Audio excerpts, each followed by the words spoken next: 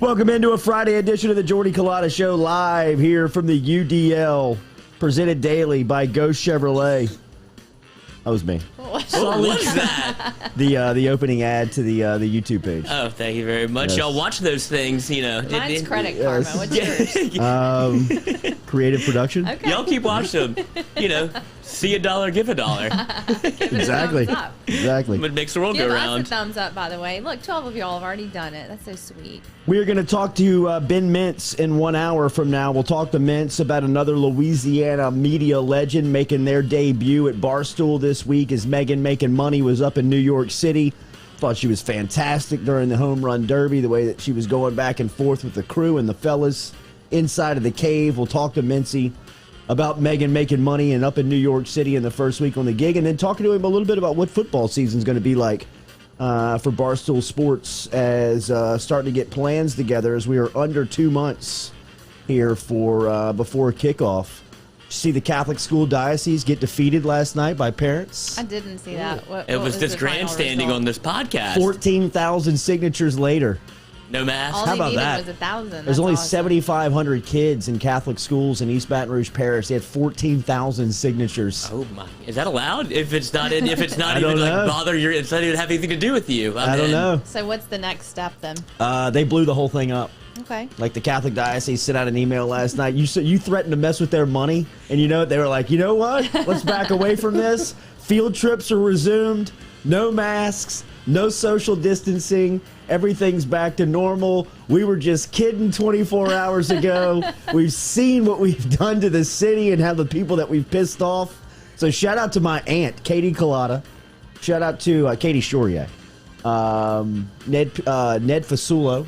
Oh, yeah? He got in on it? He's the one that started the petition. Okay.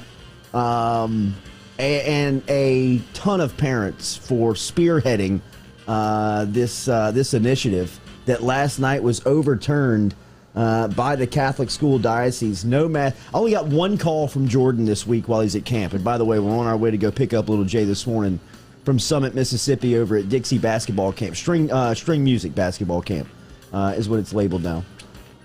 One call this week, and it came yesterday morning after he heard the news that he had to wear a mask at school. Was why he called. That's like the awesome. phone rang while I was at lunch. We're like fumbling over stuff to get to the phone. I'm like, yo, bro, what's up, man? How are you? He's like, Dad, do we have to wear a mask at school? It's trending on our Twitter. I don't know, man. I think Aunt Katie's fighting the fight for us up over the diet. How's camp? It's great, but what about this mask thing? I'm like, forget it, bro. We'll handle the mask. Well, I guess if you're that age, you got to get one with like a little bit of drip. Like you can't show up with just the normal mask. You got to they did this be all last prepared. year. Yeah, I They're know, but used you got to to it. re-up. It's like shoes Yeah. at that point. You got to Yeah. have the good ones. Right. I thought What- my school was going to see a bunch of enrollment. Did- It looks like your school's the one that handled it the best. Oh, yeah, we're there. It was optional from the Well, beginning. she's the for us. president. Well, not of the school, but of the Good work. Kennedy Pretty School. much. Yeah. Just take the credit. Our Did- headmaster Take was the credit. new last year, so she knew better. She knew what she was getting Yeah, into. right. She- Don't- Yeah. Let's not mess with them. I mean, Yeah. yeah, she. I mean, At least he'd be on the job 2 years Yes. before I start changing policy. Parents Yeah, get yeah, yeah. angry. oh, people were texting me like I had any control. They're like, "What are we gonna do?" I'm like, "I'll homeschool Sophie." And they're like, all right. Juliet Voice is like, I'll get the old ADL building ready. We're homeschooling these kids. I'm like, I'm in. You know How's what? she going to handle that with her job? I'm just after work trying to get that chicken in the oven. We have social I don't know how media she's from gonna 7 do to it all. 9. We can drop off the deboned chickens. You know what the Catholic diocese did? What's that? Folded. A little Scott Woodward. A little. Yeah. Let's feel out what the That's people exactly think right. about this guy. Yeah. Or this, this motion. Like, oh, never mind. No, that's not. That was just a smoke screen. I had no idea that Dan Bournet, The Voice, was one of the. He works like media relations up there at the diocese. Dan Bournet is the voice of Tiger Stadium. Yes. He was somebody who I finally found that would reply on an email. Wait, do you read his emails in his voice? Yeah, it's tough not to. Right. I mean, it's in his text messages too. I mean, he speaks or he types the way he speaks. You know what I mean? Like you could definitely see him. Got the pause. Yes. And the very Kind of like the very- dot. dot. Yes, the way he yes, is that's right. now. That's right. The sun has found its home. My son's about to find a different home Yeah, if we you're- don't figure, that's exactly this math right, Dan. situation out. Better tighten up Dr. Paul Mazzano. Jesse McCormick asking which school? Episcopal for Katie. Yeah. It's Episcopal. and her crew. But my stepkids are in Catholic school, so That's it right. affected me too. SJA they weren't going to do that, I don't think. I mean, I think SJA and Catholic were exempt from Cooper's this, right? still at Mercy, right? Cooper's still at Mercy. So, yeah, yes. this would have affected them. SJA and Catholic High are not following the guidelines of the Catholic school diocese. Nobody at those two schools are going to be told what to do. Yeah, there's just too much money. But they are still going to contact trace at Episcopal at least. So, like, if someone gets it and you're out for the 7 days or whatever, if you're next to them. So they are still doing that, unfortunately. Do whatever you want. Just Yeah. as long as they don't have to wear masks, they can go on field trips and they can talk to each other and eat their food in the cafeteria. Yes. Sitting in a chair. Play outside during recess. Yeah. Do they get to- Interact with other kids. They get to bring your own lunch. Yeah. I mean, it's still not school. at Episcopal, but at Mercy they do. See, that's how Menard was. They didn't let us Really? bring our own But lunch. their food is amazing. Yeah, well, I don't know why you would. Why? Why don't they allow you to? Allergies. Like, they just Okay. don't want to deal with all the kids and Peanut allergies. butter? Oh, like people switching mean, lunches and they don't know? You can't eat, like, Mercy had, like, well, you can't bring peanuts at all at Mercy, but Episcopal used to do it where Wait, if you where did. are we? Well, I mean, because there are Yeah, the kids peanut butter that stuff. have, like, major allergies. So, like, anything, like, I'm you the- touch a kid I'm with the peanuts. public school kid, so I'm like in shock. I've never heard of No, it's not allowing it's a school thing. lunches. It's Really? A thing. Sorry. Yeah, I mean public school, you don't want to eat the school lunch. Yeah, Yeah, sure. So- I know. I went to public school too. I'm with you on that. Yeah, Menard was prison food. And then they're Yeah. like, you have to buy the lunch card. I think I've told the story. I don't know if I told it on air. But you had to buy a lunch card. Oh, it was a racket. It was a racket. So what I did, if you wrote a check, they would have to go to the back to bring it, or if you brought too much cash, they'd have to go to the back and change it out. But they would leave the lunch cards out. So I would pull some off the stack and then sell them in the Little hustle. bathroom. No, Yes. you Yes, did not. yes, of course. I got Yes. caught Surprises me once. at all. I got caught once. And they're like, don't do that. He was like, all right, yeah, I made my money. Wow. Well, That's hustle. cool. That is good. See if you can't find a couple of vaccinated cards. Can you find some vaccine cards for people? My dad might still have that doctor stamp and get it approved. Sheesh, man. I got offered a job last week. Told me that they weren't hiring anybody new without vaccination. So it's not even FDA approved. I got scared for a minute when you just said you got offered a job, and then I remembered. Breaking Like, news. What? Is this the last Last show? show. Happy No Friday. chance. This is goodbye. No chance. The Jordy Culotta Show podcast is here to live on. We're excited about football season. We're talking about some stuff that we're going to do during football season. How we're going to roll out the post-game content is still being discussed. We are right now planning on going to Pasadena for the opening game. So how that weekend will work is still undetermined. But I also feel When you say we, not you. He always says we. We'll see y'all in Pasadena. Mr. Fun, Okay. it's a write-off. Yes. I don't know if we're going to make that trip. I mean, I just don't. I feel like the closer that game gets, that the Who's this variant? Who's this? Delta. Yeah. Delta. I just feel like California is going to succumb to all of this They pressure, and that this game is going to be taken away from at least the fans. I hope they don't take the game away all in all, but it feels like this is slipping through the fans' fingers as a possible destination. Well, Is can the- you cancel without a Can- penalty? Can you what? Like how soon can you cancel? Like how close to the That's a game good question. Can you I cancel? you know- I guess Mr. Fun needs to answer that for us. I don't even know if he would know that. He's about to be Mr. Refund. Right. That's right. That's good, Lloyd. That's right. That's good, Lloyd. I don't know what the deadline on that announcement would be, but I mean, where we sit right here in mid-July and the stuff that's happening. I mean, I saw that L.A. County yesterday went back to mask mandate. You know, Well, and the Red Sox Yankees game got canceled yesterday Right. because of the Yankees players. Uncle Yeah, COVID. like 4 of them, are, right? Well, they Something got like the. I that? think they got the off-brand vaccine. They got the J&J, Johnson. little baby Well, oil. Bradley Beal just got pulled Yeah. from the Olympics. yeah, This is not good. it is not. None good. of this is good. It's not good. I mean, Not. this is trending in the wrong direction after very much a tease and flirting with getting back to normal. I mean, like the last 4 weeks, the last 5 weeks has been, I mean, top down, hair down, just, I mean, It's raging, Britney, bro. bitch. Yes, absolutely. We're going to the beach. We're going out. We're doing the whole deal, man. I'm eating off of your plate. I'm sharing your drink. It's all good, man. Talking with my mouth full. Yes. But now it seems like games are not going to happen. It seems like COVID is rearing its ugly head, Stupid Delta. and that things are being affected here locally. And, when you start talking about California in the mix, it just doesn't seem like where we are in mid-July, like things are going to happen like we anticipate. Is anything more like in the crosshairs of stepdad COVID than college football? Like No. the timeline is just awful. That's exactly what I'm looking at. I mean, the next thing that they could mess with is college football. And they're going to have to make a statement and be like, if they're going to, that would be the breaking point of like, all right, we're shutting everything down. Like it would be like that first week of college football to let people know we're serious about this.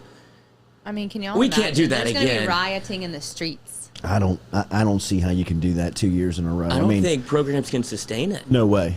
No, I mean, there's certain programs that definitely cannot. But even some of the major programs wouldn't be able to not be able to exist with fans in the stands for 2 seasons in a row. I mean, not everybody's the SEC where they can come in and cut everybody a $23 million check and bail them out.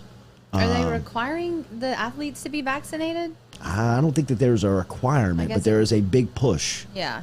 I know that there is, like one of the big pushbacks from the Catholic Diocese guidelines that they were trying to put into play was that they wanted to recognize the vaccinated compared to the unvaccinated. And they wanted to have the vaccinated kids to be able to really much kind of go through a normal day. And they were stipulating that the unvaxxed were going to have to eat lunch in the classroom. We're not going to be able to participate in recess or anything outdoors. Was going to have to stay socially distanced in classroom. I mean, it just was stuff that was. It's vaxism. It was absolutely segregation. It is. I mean, Throw it back. That's how I wanted to say that, but I didn't know. Well, that's what it is. Yeah. I mean, that's exactly what it is. I mean, is. 2 different water fountains. Exactly. Literally. Right. I mean, that's what they would have to do. Yeah. And I think that inside college football locker rooms, that's kind of the story. Like you guys over here, you guys over there. Well, I think there's I don't know if there are official rules in place, but Mac Brown has said if we get our whole team vaccinated, we can carry on as normal. We don't have to worry about any of this. This is before the Delta variant has been exposed. Don't like Delta, but he was like, we can't enforce them to get vaccinated, but we're putting the push on them to get vaccinated because it means we can operate normally. Right. And everybody would, that's the way we prefer it, and I'm sure they would prefer it that way too. Players, coaches, everybody. Let's get back to normal. So I can see, though, you can't make it happen, but you can certainly be like, strong arm them a little bit. Sure. So it's going to be interesting to see how the next couple of weeks, the next couple of months, the next couple of days really. 50 days out? Yeah. I mean, right around it, you're 2 months within the 2-month window. I know that SEC Media Days cranks up on Monday. We'll be there. I'm actually leaving today. And like I said, heading over to pick up little Jay over at the basketball camp, and then we're just going to make a weekend out of it. A friend of mine lives in Tuscaloosa and has a place on Tuscaloosa River, and we're just going to do the boat thing all weekend. What you will. Yeah, right, man. A little Saturday, Sunday trip to Tuscaloosa River. Then we'll wake up Monday morning and be in Birmingham for SEC Media Days. I will, and then I'll be back here Monday night after the day of SEC Media Days with LSU being presented. The locals, you guys are going to handle all day, pretty much. I mean, what we'll be doing here, you'll go 7 and 9, I guess, and not too much media stuff. SEC media stuff will be happening between 7 and 9, and then when LSU takes the podium, I guess we can go live again and start feeding back all the information. Really putting a lot of stock in this B team. I mean, it just isn't. Well, I mean, y'all showed so much eagerness to work while I was away. We got nervous. You know? We didn't know what was going to happen to the algorithm. We were like, is if we just going to disappear? And then turns out we might as well have disappeared. Well, your hard work and effort has gotten you another show. And you've got to be here Monday morning for our SEC Media Day coverage. No, you're going to be out next week, right? So there you go, bro. Carry more water. What about we should have Jack. We should have Jack. Jack will Where's most likely Jack? be Is he here. buying a car this morning? No, he doesn't come Friday. Oh, it's just Friday. He stays out to about 4 a.m. That's right. He was checking the IDs last night at the door. Last week he was like, I'll be able to make it in on Friday. I was like, Jack, you will not be able to make it. He goes, got in around 4, thought about taking an Adderall and coming in. I was like, I wish you would have. Don't do that. Don't do that. Don't I gave do him that. one. I was like, you could try. And he's like, no, fell right asleep. Remember, the Affordable Health Care Act is here to stay. Have you addressed all of the requirements regarding your group health plan? If you have not, let our friends over at Hub International Insurance help you out with that. I can put you in touch with Scott Daugherty this morning. All you got to do is email me, Jordy at jordyculotta.show.com, Jordy at jordyculotta.show.com, as the Affordable Care Act, as we said, all of the benefits, the requirements are here to stay. Do you know how that affects your group health plan? Let Scott Daugherty explain that to you this morning. Email me, Jordy at jordyculotta.show.com. I'll put you in touch with him. All right, we're going to talk to Ben Mintz coming up here at 8 a.m. We'll talk to Nathan Velasquez before we get out of here at 8:30 this morning. But it seems like, yes, we do. Too. What's going on with that, Katie? 8:15, Big John's Fast Fries. They're on Sherwood. They're opening their dining room today. Is their grand opening.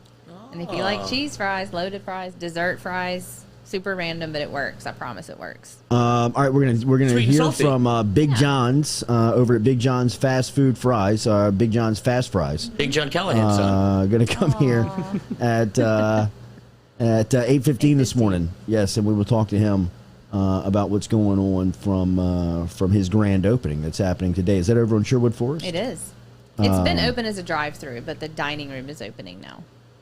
So we will have him in here to talk about that. Did you see this story coming out of the Big 12 media days that's happening this week? Texas will now the horns down, right? The Karen Longhorns? Yes, Joe Burrow's dad, Jimmy Burrow, has kind of famed that here in Baton Rouge when we were all in Austin, and he got caught giving the horns down throughout the night. We've seen Oklahoma players celebrate their touchdowns, celebrate any type of big-time plays with the horns down celebration. We've seen really kind of all Big 12 teams kind of celebrate by putting the horns down. On Thursday morning, the Big 12 announced that there will be a new penalty added this fall. Any opposing player who drops the horns down symbol could be subjected to a penalty against them. Let me put it this way, Big 12 coordinator of officials Greg Burke said at the Big 12 media days, if you do a horns down to a Texas player as an opponent, that's probably going to be a personal foul. Burks clarified his statement saying that while doing it as a player, would lead to a penalty towards, if you did it towards the crowd, it would not be a penalty. Then again, that also would be based on the officials' decisions rather than set in stone. Burks added, we have to consider intent and consider the situation.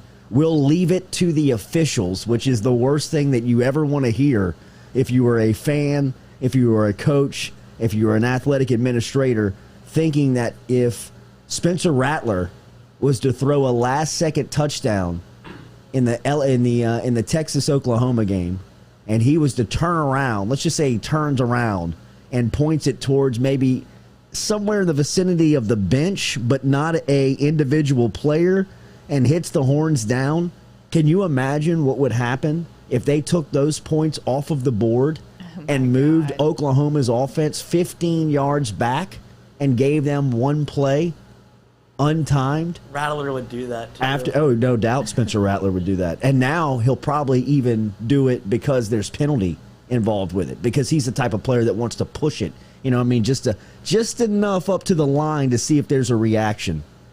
And something like this, to me, is a nightmare for a school. It is. It's a nightmare for an opposing school because there's no guideline. There's nothing that there's nothing that the official has to see that makes him make that call. Right? What's so Once bad he about sees this? the horns down, it becomes now on him whether he thinks or thinks it was not a penalty. It's like it's the middle finger. It is. I know. What's so bad about horns down? I don't understand. What Does if- it mean something else? what if- It's just very 2021. Yeah. It feels like it hurts Canceled. Texas's feelings. So, in the spot of competition. cares? I mean, just look at the way that the NBA is refereed today. Right. What it takes to Right. get a technical foul. You just have to yell after a dunk and you're teed up. I mean, who was it last week who said a cuss word? Somebody said a cuss Right. word in a game. Right. I mean, like, PJ Tucker? I think it might have been Probably. PJ Tucker, but I mean, we are, as officials in middle school and high school, we are told and taught to penalize that because of sportsmanship, Right. and supposed to teach that at that level. Now, I've been to college basketball officials camps.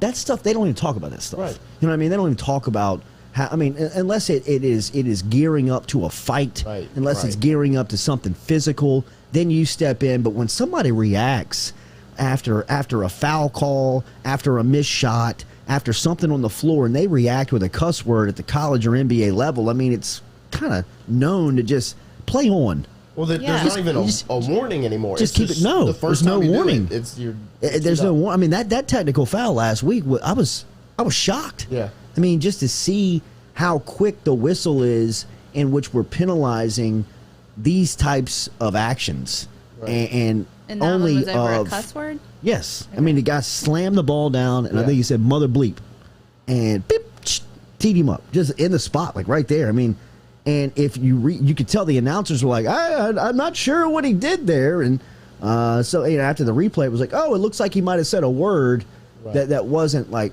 What do you mean? I mean, is this how the professional level is refereed, is governed today? And now seeing this rule at the college level is just another example of you're putting the power into the officials to make a judgment call, right? There's no stipulation. There's no guideline that says all you're telling me is that when a player gives the horns down signal, that it could or it could not be a penalty. Right. But what about they're like going after each other during games? Like, what about that? How's that different? I mean, just imagine the SEC. The SEC comes out and does the same thing with the Gator clap. Like, players can't do it, and it's like it just. Yeah, Cade York gets hit with a 15-yard penalty. Take points off the board. Right, the game-winning field goal. Now you got a punt. You aren't kicking a 61-yarder or 70-yarder. I mean, you can. I've seen it. Yeah. But I mean, this in my mind, this sets up for the ultimate like troll job. If you're Oklahoma, you might start doing it at other games. You can do it whenever the week leading up. Yeah. Or you get your towel embroidered with the horns down. Like Tyreek Hill's gloves. When they said he couldn't do the peace sign, he made the gloves with the peace sign put on it. And he would do his whole hand. Just open his hand up. So you do that with the horns down on the gloves. What's to say, why can't you do any of that? We're not doing it. That will be here. Marketing opportunity. Yes. I mean, NIL. You don't think somebody is going to take advantage of that? They'll find a way around it. They will find a way around it. No doubt about it. I'm with you. Longhorns. I'm with you. Yes. I mean, it will be. There will be. Now they've brought attention to it. Right. Now they've highlighted it. Now they've given the opposing team more of the motivation to do something like this. So when I saw this, I mean, I laughed. I couldn't believe it's a joke. That it's a joke. I mean, I know that Texas is usually babysat in the Big 12. I know that they get away with things that other schools don't get away with. I know that the other schools in the Big 12 look at Texas kind of like the spoiled brat of the crew, the one that has their own television network yet can't get the in-state biggest recruit. I mean, maybe Steve Sarkisian can change that, but with rules like this aimed at just really babysitting them is only bringing more attention to it, and I imagine that you'd probably see more of it now that it's here, that you've highlighted it now that you've brought attention to it. I guess, are they the only one that has that sort of stigma around it? Because I'm trying to think of other teams that have. You talked about the Florida Chomp. USC has like the fight on, and I guess you could put that sucker down, but I don't think they would care. Like if you Florida State has the little arm. Yeah, the chomp. I mean, not the tomahawk chop. Yeah. Yes. But I guess you'd have to tomahawk chop and then throat slash, which that'll get you in trouble. Throat slash, they got rid of the throat slash after Aaron Hernandez, I'd imagine. Yeah. Yeah, I mean, that probably makes sense. But did Cole Tracy give a throat slash to Auburn after he made the game-winning field goal? Oh, did he? I don't know if he had. Does he have that in him? I think he does have it in him. Was it a throat slash? Was it like it's like? It might have been it's over. Might have been it's over. What if Miles Brennan's spring game? That was a throat slash. That was a throat slash. 100%. That was a throat slash. That was like an old school one. Yeah, that was a. That was a penalty from his shoulder. Yes. You know what I mean? Like, Columbia necktie. Gave the OJ cut. Paul Batts, as a Texas alum who earned his degree on the 40 acres, Texas needs to grow up. I expect a counter effect. Taunting flag is so overblown. Quit being so sensitive. I agree, Paul. I mean, I appreciate that take from somebody who is connected to Texas, because it very much seems like the Longhorns and people in Austin are so sensitive about this stuff. that they've probably brought that to the Big 12, and the Big 12 understands what Texas means to its brand. Right. I mean, Colorado, Texas A&M, Nebraska are not in the Big 12 anymore because of Texas, because of the University of Texas. I mean, when these conference realignments and shifting was all happened, Texas was really the one that started all this by getting the Longhorn Network, getting the more money, getting the bigger draw from the revenue league, share, the bigger revenue share from the league than anybody else. And when you don't win, compounded with those types of advantages, that brings so much negative attention towards you that when you create a story like this, I mean, it's going to be the pile-on effect on this is going to be. I mean, you're seeing it right now. Yeah, I mean, it's going to be everywhere. I mean, even your own. I mean, like a guy like Paul, he can't be the only one within the Texas community thinking, okay, this is enough, man. I mean, we look like a bunch of pansies. Yeah. And now it's even worse. Is it worse to backpedal now? Like yes. Because absolutely. now like you're turtling. You put your head off the shell and they're like, oh wait, never mind, that didn't go well. But do you think?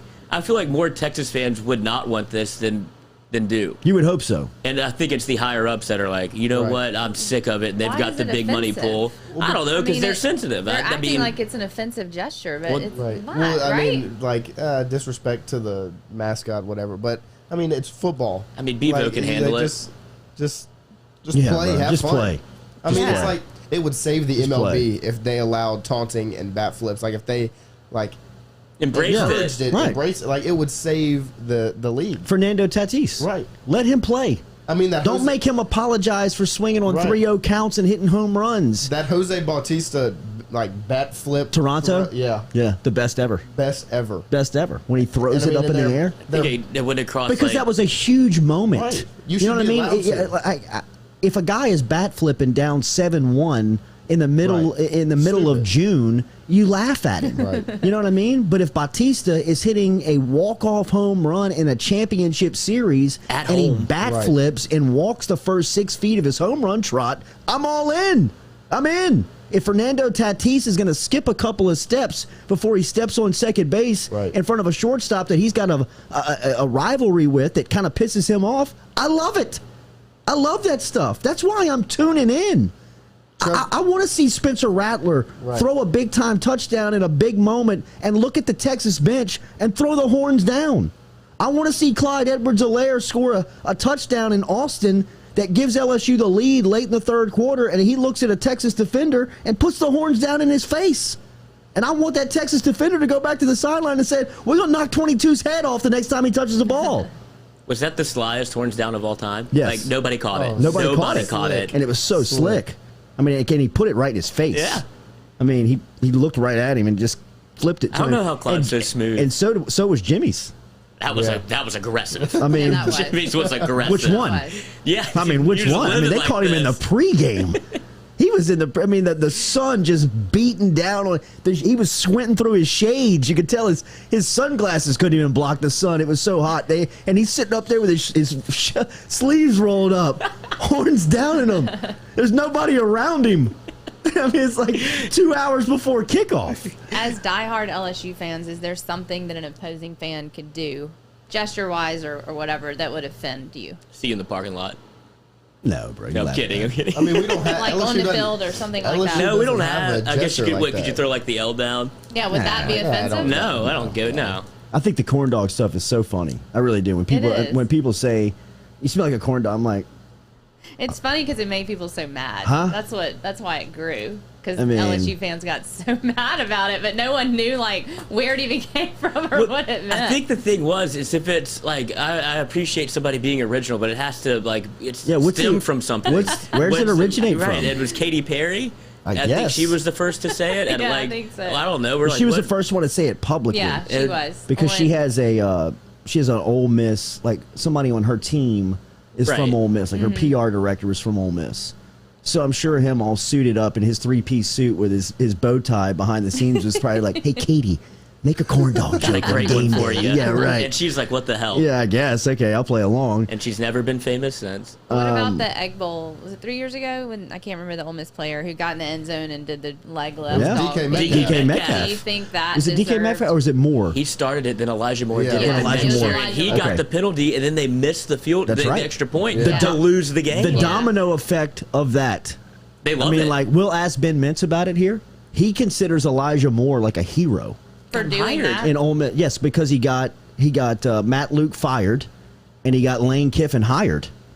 I think like is the domino effect, and Right, there's and then things in between there that have happened. But Mincy knows it to the seconds on the clock. Yeah, you're exactly right. And then Mincy watches the video of Lane Kiffin's win, and the reaction video gets him hired at Barstool Sports. Like, that's the domino That's right. effect Oh, of wow. That's right. That's right. The dog peeing. So Yeah. he loves it. It's probably his favorite celebration of all time. No, it is. But would you be offended by that? He's if you got a were nickname. Mississippi He's State got a fan? nickname for Elijah Moore, like something like. We'll ask him about it. He'll be here in 20 minutes. What was the question? Would you be offended by that? No. No. I mean, I wasn't offended, I but wouldn't I get was. offended by anything a player. If the player just Anytime. scored a touchdown, Anytime on us, ever. do what you want. If I show up to a competition, whether I'm in it or I'm a fan or I'm coaching it or I'm calling it, I know what I'm signing up for. Right. I'm signing up for somebody's going to win and somebody's going to lose. If I'm showing up as a fan, I want my team to win, but I know that I'm taking the chance by by showing up to the arena that I could be here when they lose.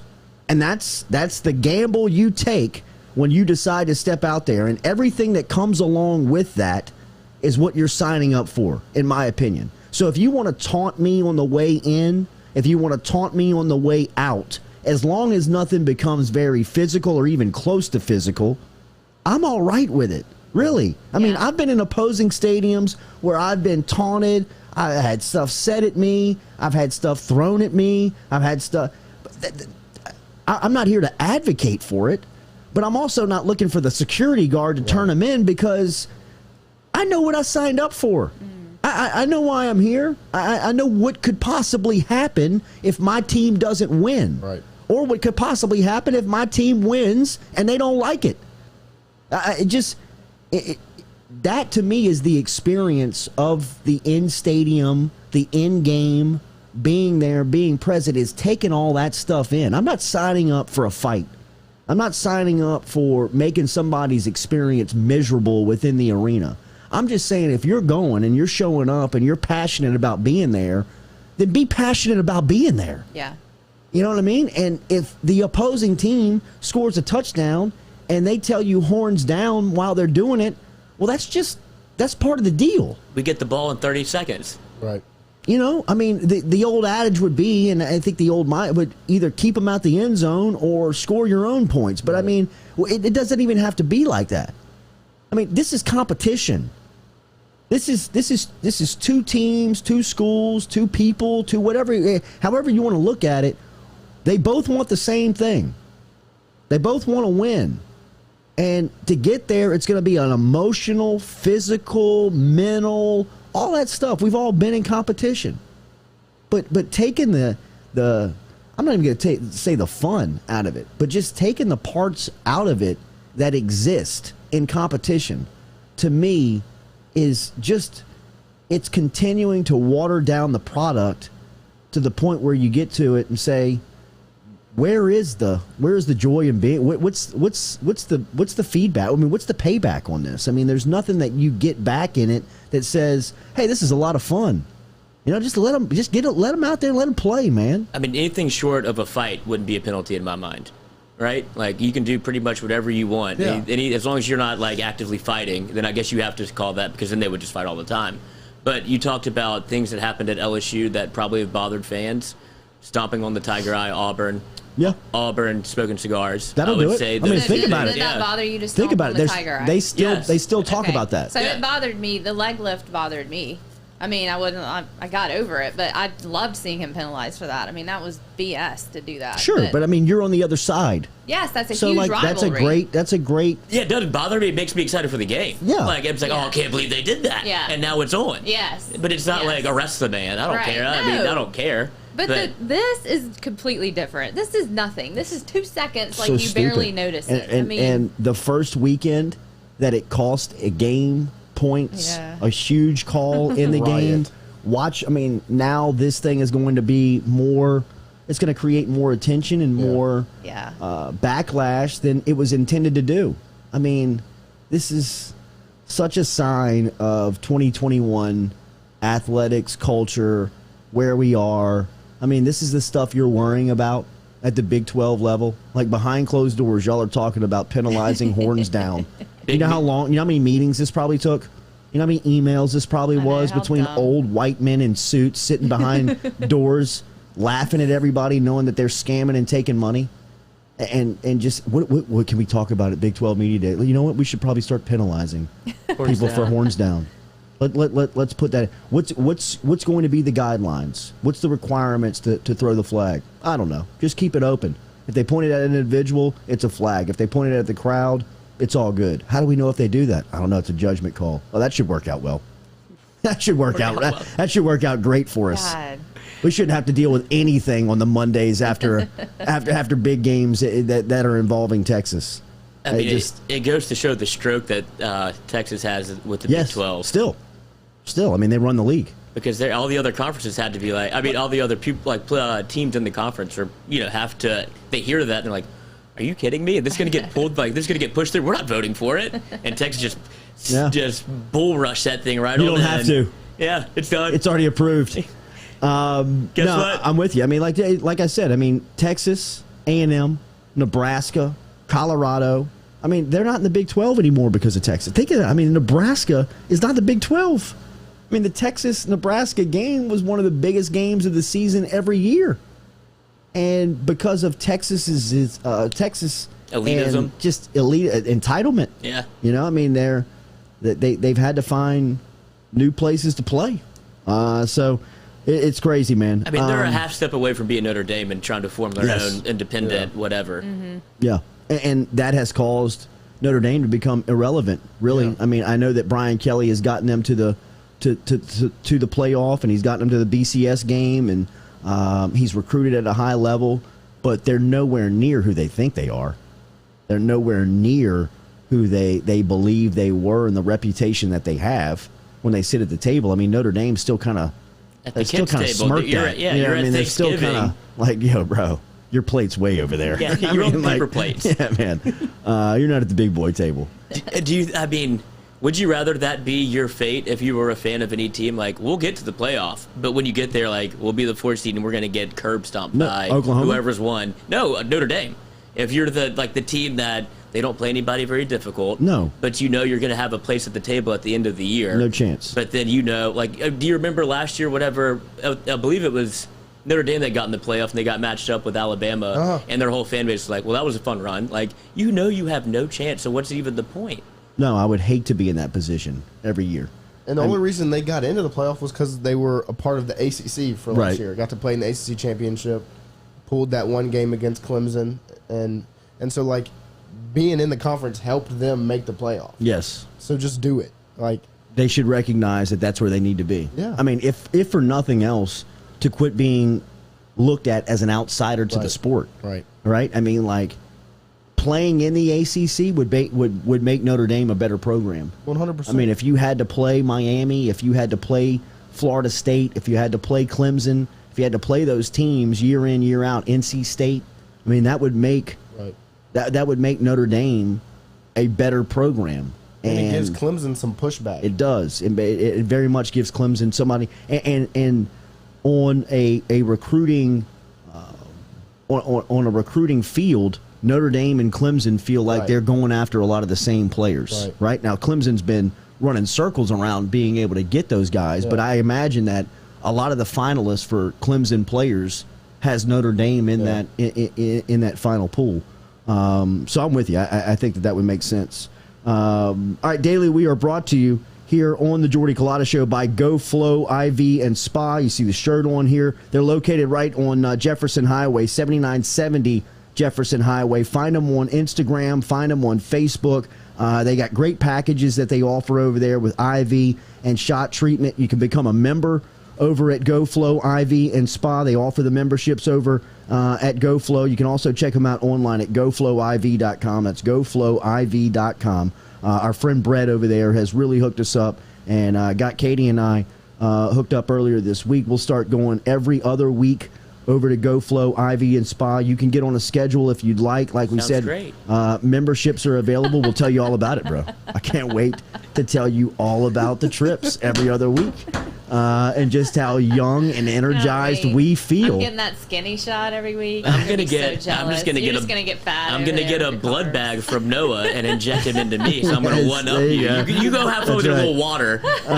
New blood. GoFlow IV Spa. GoFlow IV is where you find them on social media. They're on Instagram. They're on Facebook, and they're located on Jefferson Highway. Make the call today. Go online and make the appointment. Get the membership. And we highly recommend it, man. They're fantastic. It's much more. I think people recognize GoFlow and some of these services, like they can get you back after a hangover.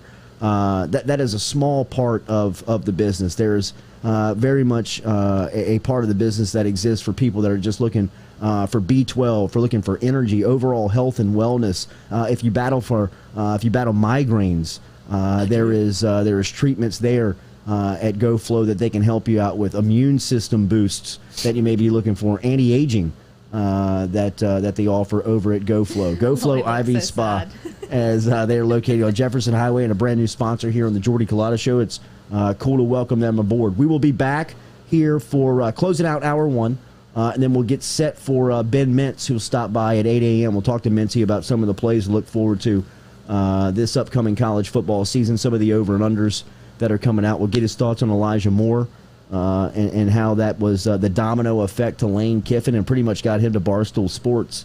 Remember, our YouTube page is over there at Jordy Culotta Show. Make sure you are subscribed, you like, you comment, tell everybody what's happening here. Thank you so much for the interaction over the past couple of weeks. It's been fantastic to be able to go back and forth with you. All right, when we come back, we'll close out hour one and get set up for Ben Mintz at 8 a.m.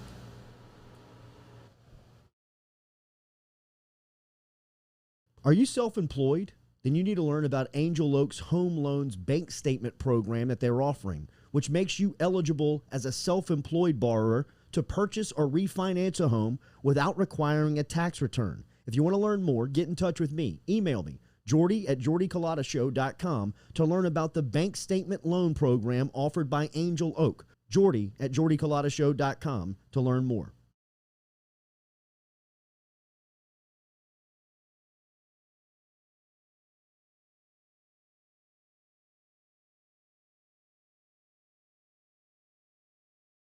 Are you self-employed? Gearing up for spring and summer down here in South Louisiana, and you want to keep your lawn maintained during these sunny seasons? Get in touch with our friend Blake Abear over at Abear's Lawn Maintenance, where he says, you grow it, I mow it. 225-485-8022.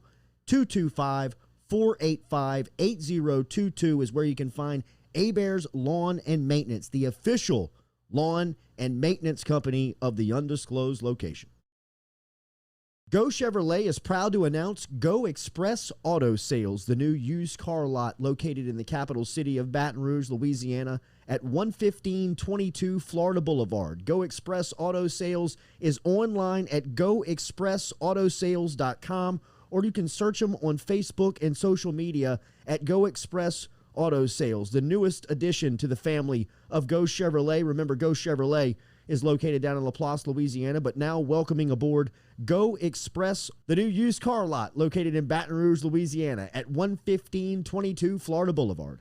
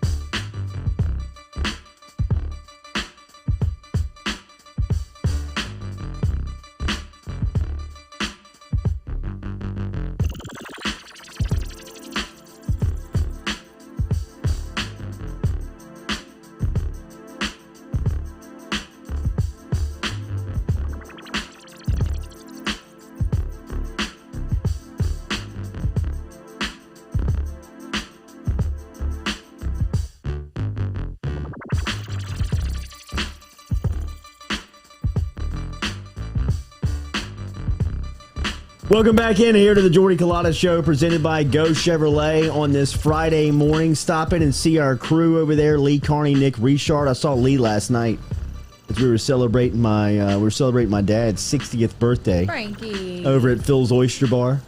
Good to see a lot of the boys. Yeah. A lot of the boys out. Yes, paying homage. It looked like the Italian national team out there. Yes, it did. Lee Carney was over there, and he was talking about Go Chevrolet. I told him the entire Jordy Culotta show was buying a car from Go Chevrolet this week. Yeah, I got you in on that.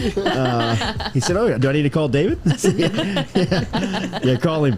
I think Katie's looking at a Lexus. All right, remember, Go Chevrolet is online, GEAUXChevrolet.com. They are located in Laplace, Louisiana. Go Express Auto Sales is right here in Baton Rouge in the corner of Florida and Sherwood. Great stop, great spot.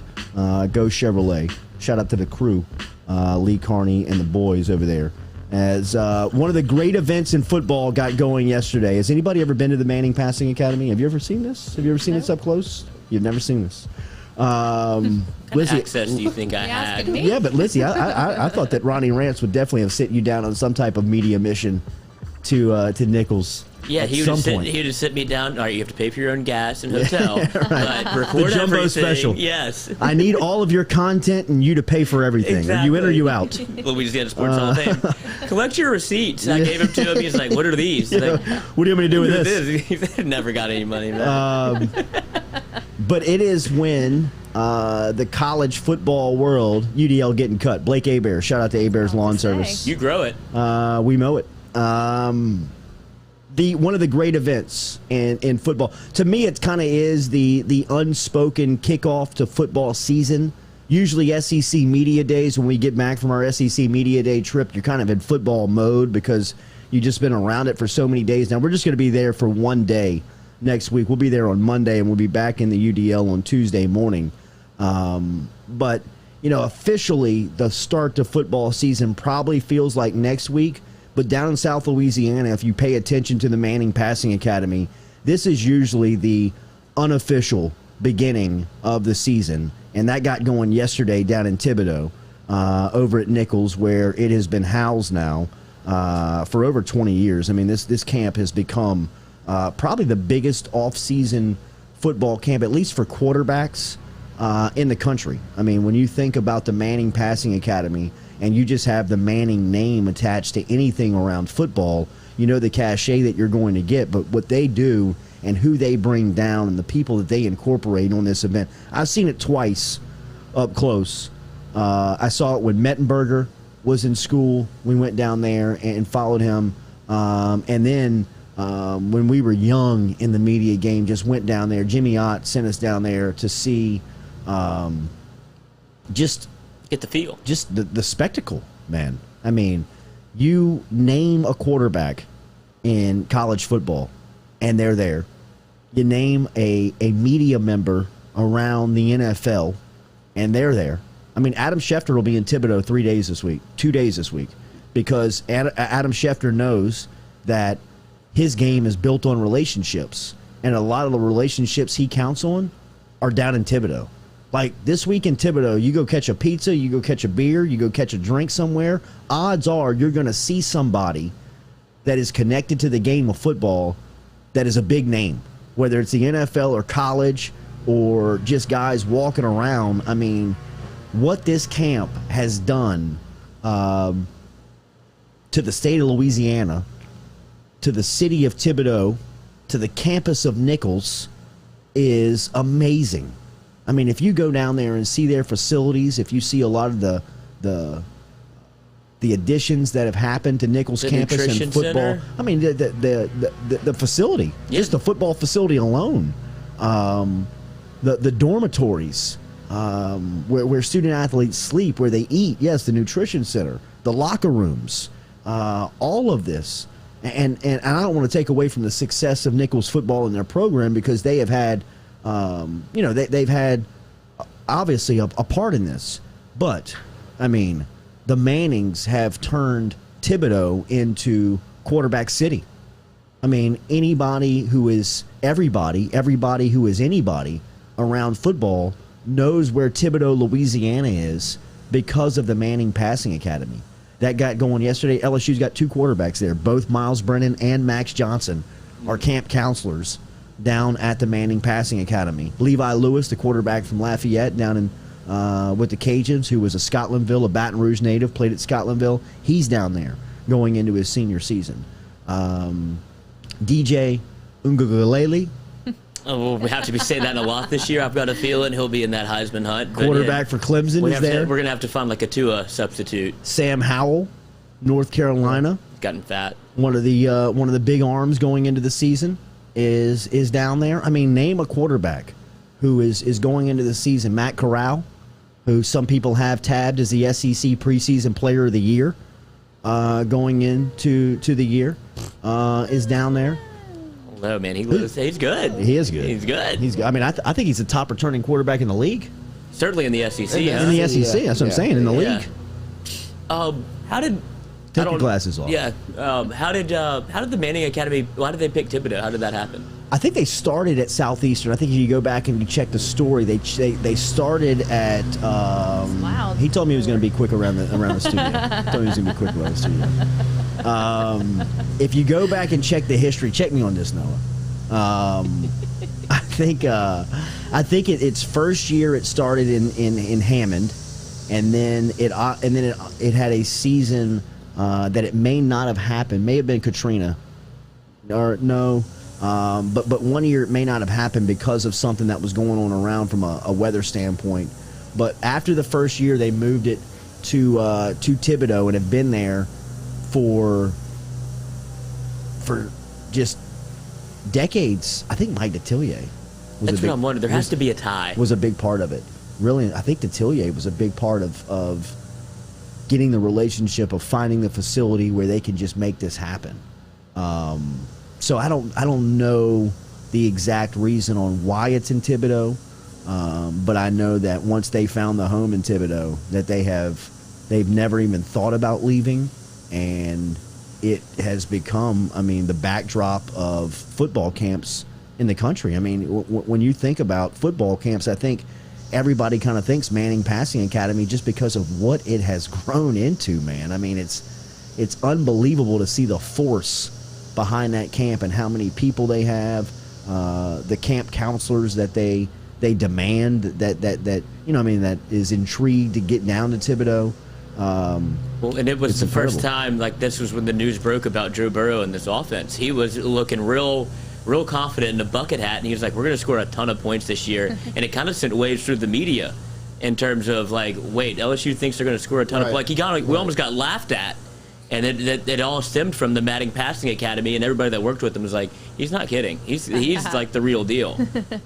They say the impact of the Manning Passing Academy on the town of Thibodaux, Homa has like a $2.5-3 million financial impact on the city. Wow. Hotels, That's amazing. restaurants, bars. I mean, all these guys are staying. Not only they're eating when they get off, they're staying out late into the night. Right. I mean, this was the camp that Johnny Manziel overslept. Remember this? Remember a couple of years ago, Johnny Manziel overslept because he was out. I think he shaded off to New Orleans. I was about to say, ain't nowhere to go in Thibodaux. I don't know what he's doing. I don't know, bro. They got some sneaky spots. There's definitely places there you would oversleep. I will say that you're kicking in the door to a cabin somewhere, and like, where am I? Cabin. It actually started at Tulane in 1996. Then it moved to Hammond for a season, and then from Hammond, it's been in Thibodaux since then.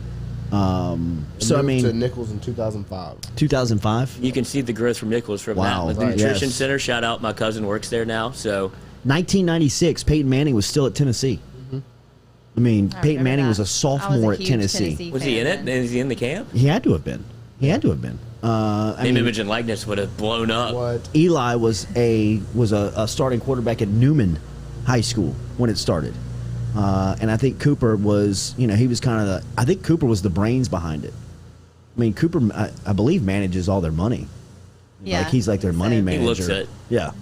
I mean, and you just think about the endorsements. I mean, Peyton's made $100 million in endorsements, $100 million plus, and he's probably made $300 million in playing the game. Right. I mean, Eli signed 2 $100 million contracts. He's also a promotional. I mean, people love him to to push product. I mean, he's probably managing close to $1 billion. Yeah. You know, I mean, when you talk about just those two together, and in 1996, I mean, to see the vision and to see where this thing is. Now you got guys coming up like Arch. Arch will be there this year as one of the campers, and he'll probably run the thing one day. You know what I mean? In 25 years, he'll probably be running it. So it's incredible to see what the Manning Passing Academy has become, what it is. If you have never seen it and you love the sport, I would advise you to get down to Thibodaux, get down to Nichols, and just check it out. I mean, it is the organization, the amount of kids, the camp counselors that you have a chance to see, all the NFL talent that is down there, all the NFL media that is around there. It is an absolute display. Y'all want to go? You get a ton of content. Yeah, you know what I mean? You get great content, and like Lloyd said, I remember 2 years ago, I believe it was Jacques Doucette who made the trip down there and had the exclusive with Burrow, and you remember Burrow was talking about, like, he knew how good the offense was going to be. And I think this was the camp where he said that they were going to average 50 points a game. And he said he was going to be the best quarterback in the SEC. Yeah. And everybody was just dumbfounded. Like, looked at him like he was dumb. I mean, he came in with the clean shave. After having the locks. He had the haircut. He had the bucket hat. The tight cut, the bucket hat. And he doesn't, the thing that struck me is he doesn't talk that much. So for him to go out on a limb and be like, look, like, whatever I'm saying is about to be gospel. Well, I think he was so tired of being asked about it. Even by people that were close to him, that were not in the media. I mean, I think people were like, all right, bro, I mean, y'all aren't going to really have an offense. Y'all are LSU, man. Y'all aren't going to throw the ball down the field. And, you know, knowing behind the scenes, now knowing what he knew, I mean, at that point, Brady had been on the job. They had the offense implemented. They were pretty much ready to go. I mean, you were 60 days out from kickoff. You know, I mean, they knew what they were going to be. He knew that he had guys like Thaddeus Moss, who he had no idea the type of player he was. He probably knew that Clyde Edwards-Helaire was going to be this guy that fit this system better than anybody could. A guy that could run it between the tackles, but you could also throw it to him down the field. Jamar Chase. He probably knew Jamar Chase was going to have a freshman to sophomore explosion that people weren't ready for. I mean, what did he catch? 3 touchdowns his freshman year? He started the Miami game, and he didn't start again until the bowl game in Central Florida, right? I mean, and then the next year, he's the best wide receiver in the game by legions. I mean, it's not even close. I mean, all that stuff. And now knowing what Burrow, how he looks at football, in the prism that he sees the sport, how smart of a guy he is, he was probably looking around and thinking to himself, they have no idea how good we're going to be. They've got no idea that we've got players, speaking of LSU from Burrow's standpoint, at every spot. And that's where he made this announcement a couple of years back, was at the Manning Passing Academy. Jamar Chase's jump freshman year, 23 receptions freshman year, 84 sophomore year. And then 313 yards to 1,780, 3 touchdowns to 20. Cool. I mean, a 17 touchdown difference.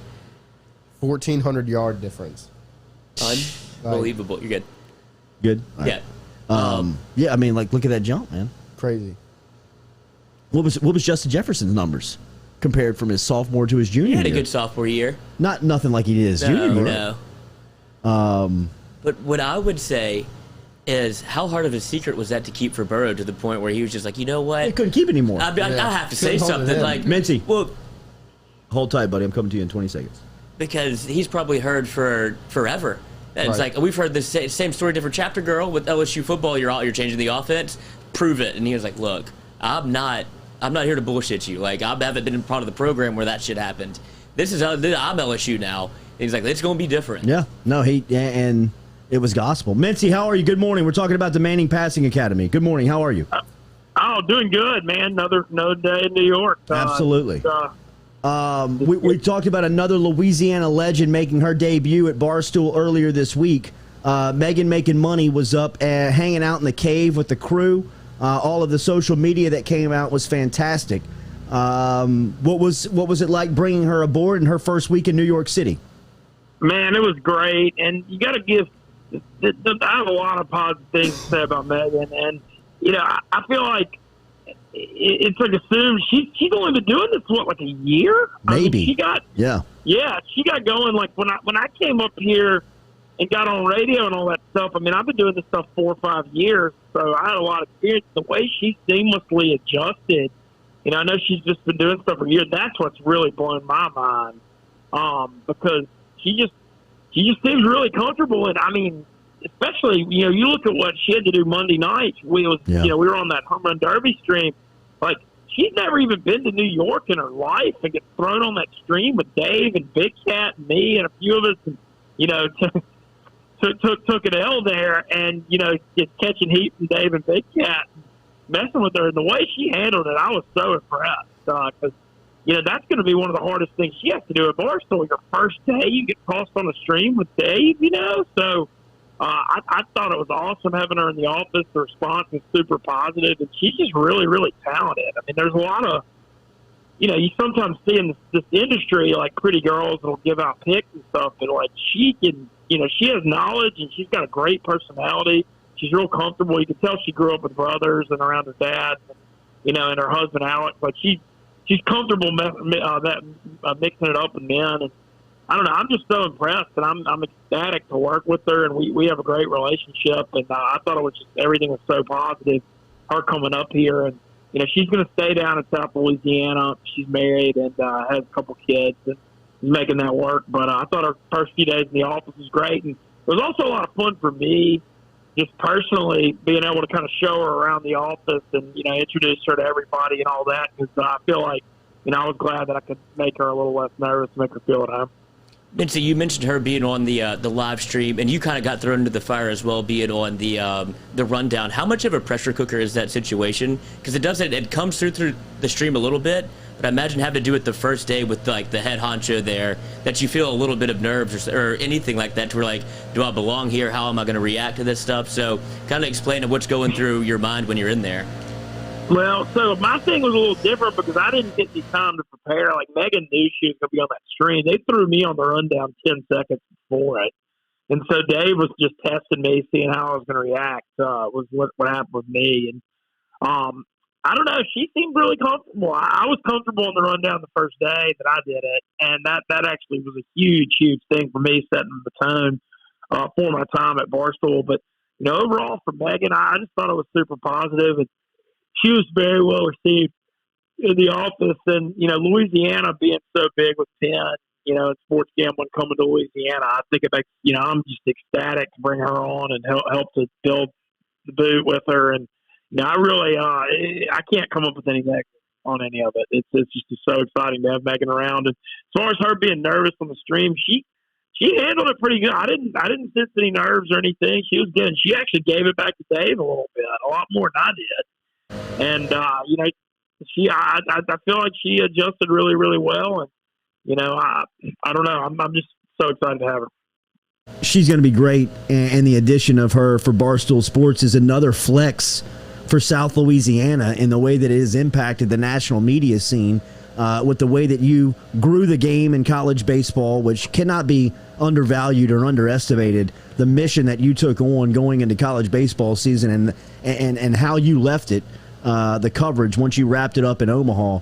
I mean, it is fair to say that you brought the game to so many people's eyeballs, so many new people's eyeballs throughout that run. I can't wait to see the impact that she has on the rest of the country, because like you, she has this personality that's very easy to grab onto. I think we were telling the story of Portnoy. I mean, the reason why he hired you is because he saw your personality. I mean, he saw your reaction to that Ole Miss game, and he said, I got to have that. I want that guy on my team.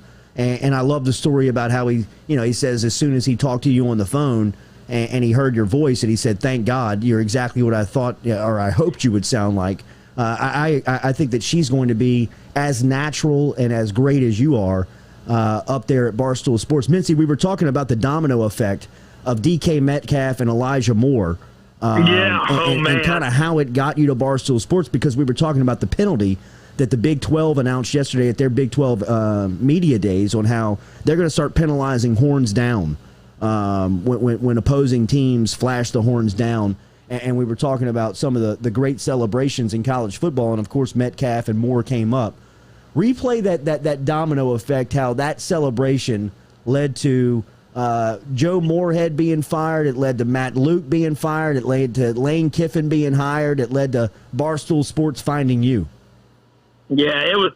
Well, so DK did it in 2017 when Ole Miss beat State in Starkville. He started the dog pee in the end zone thing, and so he did it first. But in 2019, when Elijah Moore scored a touchdown that made it a 1-point game late on a fourth down, he did the dog pee thing, and it got a 15-yard penalty for Ole Miss. And Ole Miss kicker Luke Logan missed the 35-yard extra point, and Ole Miss lost by 1. And I remember I was watching it. I was watching it in Monroe, and I almost was kind of laughing. I was just like, this is so unreal. I don't know what else to do other than laugh. Like, what happened? I was like, this is look, well, this is so right when he got the penalty, I knew our kicker, Logan, had struggled a lot. And I was worried about it. But, the domino effect was a huge part of me getting hired. Dave loves Lane Kiffin. And if Matt Luke's the Ole Miss coach, I don't think he near has the interest to get involved with Ole Miss. But Kiffin being such a national brand and funny dude and funny personality, I think had a huge bit to do with it. And so if Luke wins that Egg Bowl, I think he's still he still would have stayed at Ole Miss. And let's be real. Ole Miss football was rudderless those 3 years. Once they got in the NCAA trouble, you would have thought it was COVID and Dan. That year, they were getting, not drawing anybody. That there was no donations were down, enrollment was down. It was a bad stretch for Ole Miss coming out of the freeze era, and they had to get Kiffin just to get the shot in the arm and get people excited again. But that was the big thing, was losing that game, got Luke out of there, and then Joe Moorhead. Moorhead wasn't a cultural fit really at the State. And I thought he saved his job when he won that game, but then they had a bunch of fights in practice during the bowl win that looked like he didn't have control of the team, and then they just decided to move on, thinking he wasn't the right fit. But it was crazy the amount of dominoes that went through that, and I definitely would not have. It's funny. I jokingly call it the dog pit saved Ole Miss, the Elijah Moore thing. Making sure. Because it really did. It's true. If that doesn't happen, let's say Ole Miss wins that Egg Bowl, okay, you get one night of being happy. You're going to keep this 4 or 5 win thing, and, Luke's not going to go in and do any of the stuff like recruiting or the offense or the brand or just any of that. You look at where Ole Miss is compared, a year and a half later. It's almost kind of like a reborn school and program right now. So Elijah Moore, I kind of jokingly call him the prophet. We were talking about that's a great nickname. We were talking about Manning Passing Academy that cranked up yesterday in Nichols in Thibodaux, and the who's who of college football is down there, including Matt Corral, who we have heard some whispers before we head off to SEC Media Days next week that he could be preseason player of the year going into the 21 campaign. How do you feel about your quarterback? Love it. He's got that lightning quick release. He's a lot more, he's got a big arm, the quick release, but man, he's mobile too. We saw that in the LSU game. He was running a lot in that game. I feel great about him, and now that he's got a ton of experience in Kiffin and Jeff Lebby's offense, and I want to make sure I mention this too. Jeff Lebby, who's Ole Miss's offensive coordinator and quarterback coach, he was at Central Florida before. He's amazing. He's a young star, rising star in coaching. Keep your eye on him. He was about to get the Central Florida job when they hired Malzahn, and that was a huge break for Ole Miss to keep him. Obviously Kiffin is a huge part of the offense and will be forever, but I don't think people realize how good Levy is. And that was a huge thing. But as far as Corral going in the year, he's 20-1 to win the Heisman, led the SEC in total offense last year. The two things with him, he had the 2 games where the turnovers were really bad in Fayetteville and Baton Rouge. And but other than those two games, really, he was just on fire all year. The thing with Ole Miss is who's going to replace Elijah Moore. He's kind of one of those guys that's irreplaceable. That's going to be a sum of the parts. But the running backs look loaded. And, man, what's not to love with Corral? I feel great about the Ole Miss offense. It's all about the defense improving. I think he should have a great season. Mitch, you had so much success on the road during baseball season. I still think about that Sunday afternoon in Oxford when Ole Miss got that dramatic win over LSU, and you were walking out of the ballpark and did that hit from Swayze Field. That is one of the great scenes from the season. I mean, that was a fantastic scene in Oxford. Has there started to been a plan discussed on what will happen during football season? Because I believe you got to be out on the road. I think you got to be in SEC venues. Has there been a discussion on how they're going to use you during football season? Well, Dave keeps alluding to like, hey, man, we need to put you in a van and get you out and around and to see the interaction stuff. And I mean, he's hinted at that, but that's all it is at this point. I'm kind of in a spot where, of course I'd like to go south, especially when I look at the month of October. Yeah. Like, we're looking at an all-time October. LSU's got Auburn and Florida at home. New Orleans, NOLA in October is going to, I mean, you've literally got Jazz Fest, French Quarter Fest, Voodoo, Halloween, Saints season, Saints hosting Tom Brady and the Bucs on Halloween Sunday afternoon at 3:25. I mean, New Orleans October is going to be literally an all-time month. So I would hope that an LSU Ole Miss is October 23rd, too, in Oxford. So I'm hoping I can come south, that in October. But, the thing with this job, I don't want to say I'm doing anything. I'm going to do what I'm told. I'm obviously happy to have it. So I would like to think that I'm going to be south some this fall, but I don't have anything definitive. And I don't want to also, I think it would be a mistake by me to get on social media and say I'm doing this, because I'm going to do it day four. Yeah. I'm going to do it day four the way Big Cat want me to do. When you look at the football season and you start looking at some of the numbers, anything from a gambling point of view jump out, whether it be NFL or college? A few things. I think the Alabama, I actually think it's crazy. Alabama's over under is 11.5 after losing their entire offense. And I mean, I think I know that they were so dominant last year and had one of the best teams ever. I get all that, but that's ridiculous. They've got 6 pretty tough games this year. There's no way I could take over 11.5 on them. But Bryce Young could end up being great, but look at all the guys they had to replace on offense. I mean, as good as they are, and I know they reload and recruit and all that stuff, but I mean, that to me, that's just absurd. But that was one that stood out.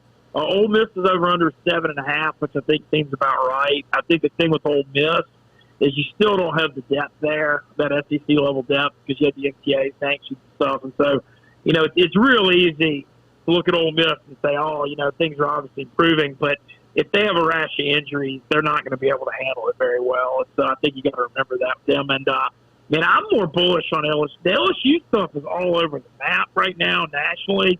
Brandon Walker is pretty anti-Coach O and LSU, and I've been getting on him saying he's wrong. I think the thing with O, you got to look at the coordinator hires through the years. Obviously last year, Pelini and Linehan were just, unmitigated disasters. And it's hard to know what Durante Jones is going to be like because he hasn't been a defensive coordinator yet. But I do like Mike Zimmer, who he comes off his tree. But I think the defense will improve. I think the Ricks and Stingley combo is going to be by far the best corner combo in college football, maybe one of the best we've seen in a long time. And, I don't know. I feel like I don't know what's going to happen at the quarterback thing, but I feel like either one, Brennan or Max, will be good. Man, it don't take a rocket scientist to know what they got in Butte. I saw that 300-yard game in the rain against Ole Miss, and that dude's going to be a star. And so, I think LSU's is like 8.5. I had LSU. I feel like a 9-3 solid LSU bounce back year's comment, especially when you look at the West being kind of wide open. A&M losing a ton. Auburn's in transition with Brian Harsin, and Mississippi State's rebuilding their roster still, even though they're good on defense. And so, I don't know. I feel pretty good about LSU this year. You're talking about LSU and the odds released on the UCLA LSU game, and I may have made a 1:30 in the morning look at the spreads, make a bet, and it was 4, but I bought it down to 2. So what am I looking at here? Did I shoot the gun too soon? Did I blow my load, or am I okay?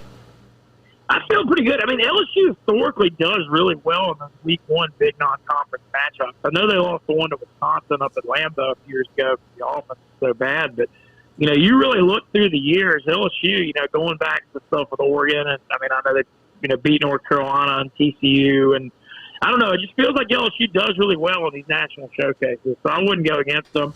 I know a lot of LSU fans traveling to L.A. for that, too. I know a lot of fans talking about that, getting a chance at the bucket list to see LSU in the Rose Bowl. I mean, I know I wouldn't go against LSU in that spot. That's for sure. Let's go. Mincy, have a great weekend in the city. Hopefully we will see you soon or talk to you. We will definitely talk to you next week, but get some clarification on football. So we'd love to see you down here come the fall. Thank you as always. Oh, man, thanks. And shout out to New Orleans' own George Porter of the Beaters. I'm trying to go see him at Garcia's tonight. They just reopened Garcia's at Capitol Theater, which is a real famous venue. And he's in New York all weekend, so I'm trying to get some Noel music in New York tonight. Well, y'all, thank y'all for having me as always. See you, Mincy. All right, man, there's Ben Mintz checking in from New York City in Barstool Sports as we get him here on this Friday. Daily, we're brought to you by RMB Builders. Remember, rmb-builders.com. Get in touch with Rhett and his crew as they can set you up on a custom-built home. They can help you out with any type of remodel if you need something done around your house. Get in touch with RMB Builders. Online, rmb-builders.com. Big John just walked in with his fast fries. I know why they call him Big John now. I mean, this guy looked like Tyrus Thomas walking through the door here, big enough to be a tiny. We will talk to Big John here next, and we will taste the fries, man. Looking forward to it here from Big John's Fast Fries next here on the Jordy Culotta Show, presented every day by Go Chevrolet.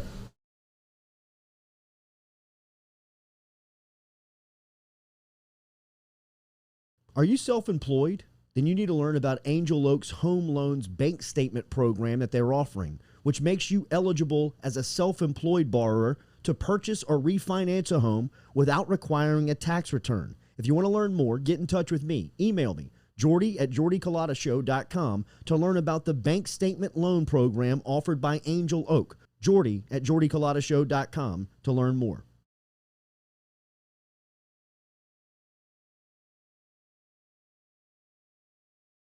Gearing up for spring and summer down here in South Louisiana, and you want to keep your lawn maintained during these sunny seasons, get in touch with our friend Blake Abear over at Abear's Lawn Maintenance, where he says, you grow it, I mow it. 225-485-8022. 225-485-8022 is where you can find Abear's Lawn and Maintenance, the official lawn and maintenance company of the undisclosed location.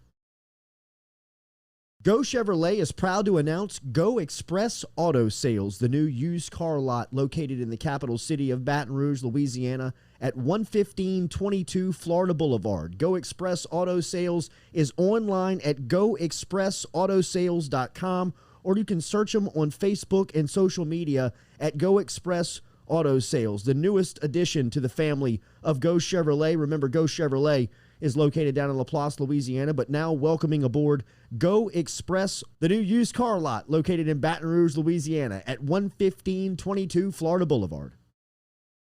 Go Chevrolet is proud to announce Go Express Auto Sales, the new used car lot located in the capital city of Baton Rouge, Louisiana at 11522 Florida Boulevard. Go Express Auto Sales is online at goexpressautosales.com, or you can search them on Facebook and social media at Go Express Auto Sales, the newest addition to the family of Go Chevrolet. Remember, Go Chevrolet is located down in Laplace, Louisiana, but now welcoming aboard Go Express, the new used car lot located in Baton Rouge, Louisiana at 11522 Florida Boulevard.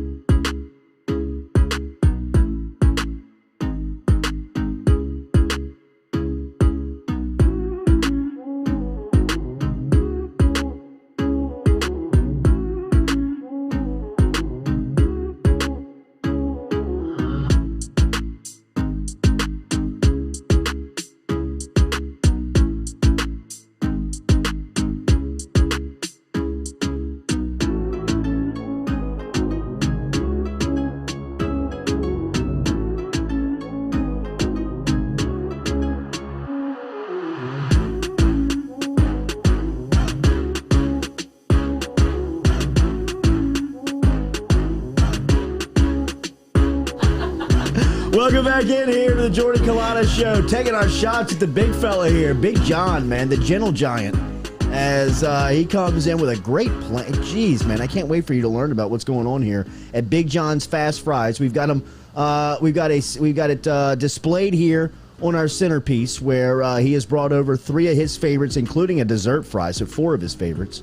Noah is glancing at these fries like a supermodel on the that is standing on the centerpiece here. Noah's about to start elbowing Big John to get to the fries. He was texting about it last night. He's like, dude, every time you'll have food, I just get so fired up. Every time Katie sends that text, hey, Friday, so-and-so's coming in, I'm like, yeah. Perfect. Noah's the first one here this morning. He was up before the sun He came really in. was. Big John's Fast Fries, located on Sherwood Forest. Yes, sir. Right there between the Dairy Queen and the Piccadilly. You don't have to even worry about those headphones if they're there you go. There we go. But Big John, it's a pleasure to meet you, man. We were talking in the break about kind of how you got here, what the purpose of Big John's Fast Fries is, and I want you to tell our audience because, like I told our crew coming in before it's always great to meet good people that are out for a good cause, and people that are doing things with a grander vision.